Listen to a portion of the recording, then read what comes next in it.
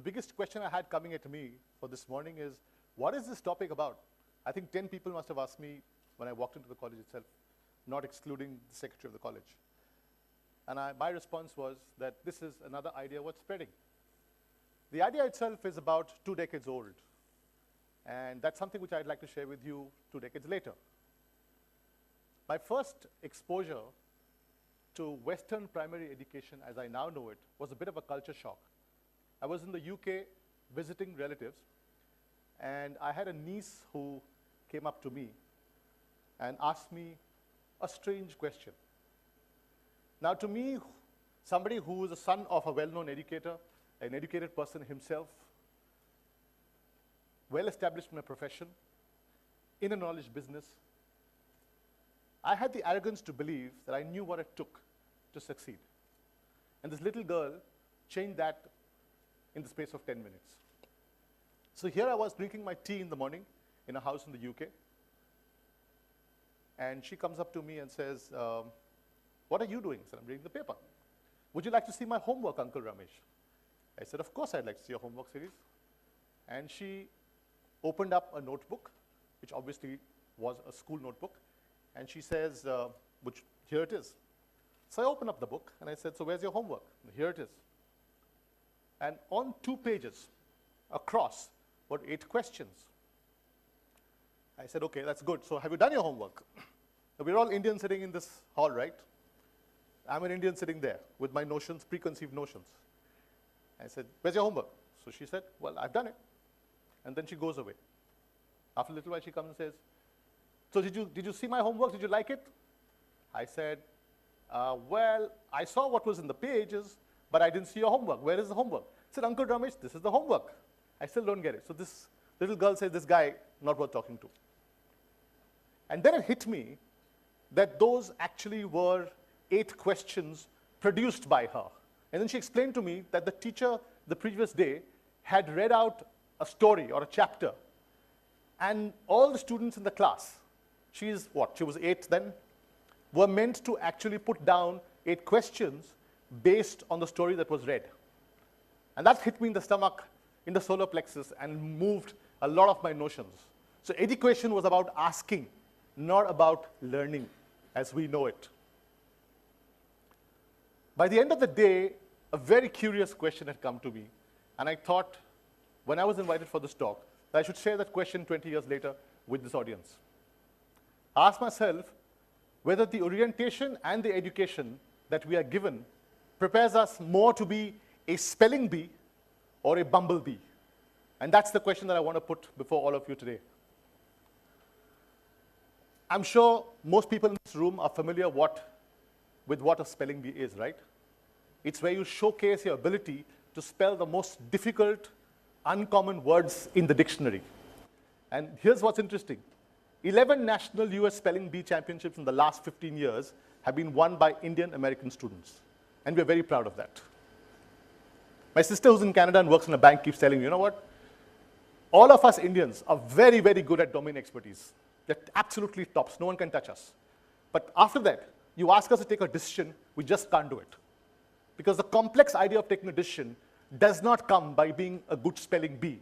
And I use this in the broader sense of the word. By being good at maths, by being intelligent, by being articulate, by being assertive, it doesn't help.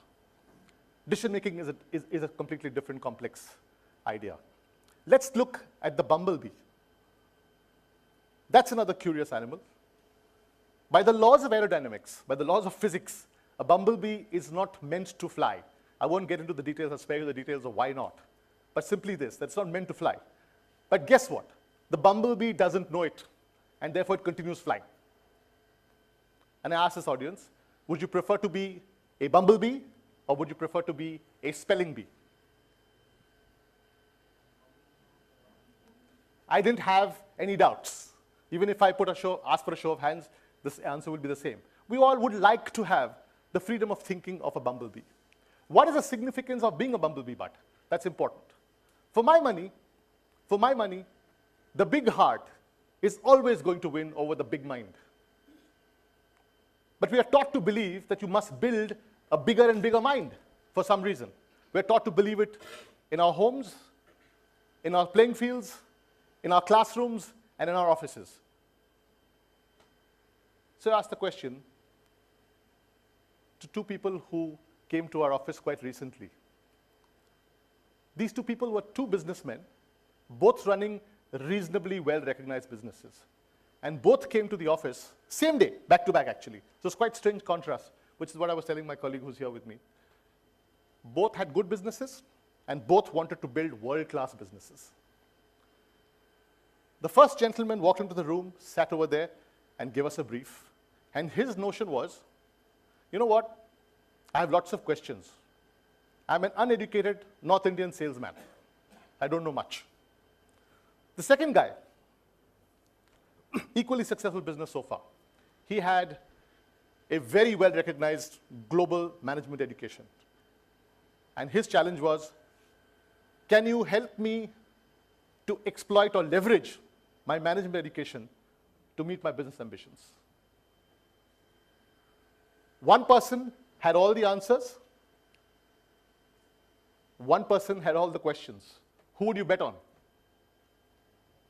One person worked entirely with his heart, and the other person was depending totally on his mind. Who would you bet on? I thought so. But here's the point. If you take this to the next level and think of it in the context of three people who I think nobody in this room would have any doubts about who they are, let's examine their lives. Any doubts who these people are? In fact, two of them were disciples of, the other two were disciples of Mahatma Gandhi. They were all cut from the same cloth.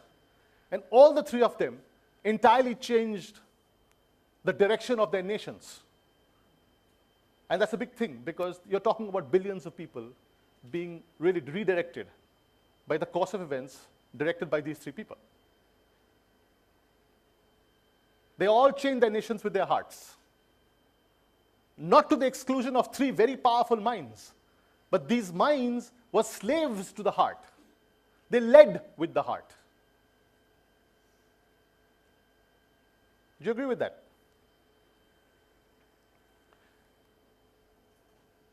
A colleague of mine who's in the audience once asked me this question. I think it was a couple of years ago. She asked me, do you know what Thomas Alva Edison, the gentleman in the picture, what was his greatest contribution to mankind? I knew it was a trick question because she wouldn't ask me a question otherwise. I knew of his inventions, I knew he started GE, but what was his greatest contribution to mankind? And she tells me that he discovered 3,000 ways how not to make a light bulb. He discovered 3,000 ways in which not to make a light bulb. If any of you remember J.K. Rowling's famous speech at Harvard in 2008, she said, do we really teach our children and our societies the benefit of failure? Because after the three important aspects of what I call the big heart, one is empathy, the second is imagination, and the third is courage.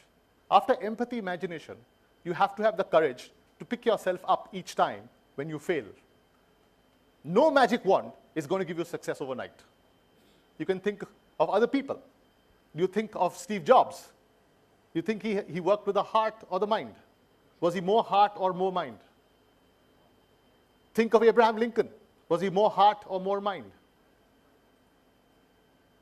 Think of any number of people. Walt Disney. He was in utter poverty. He almost couldn't finish his first film, Snow White and the Seven Dwarfs. Was he more heart or more mind?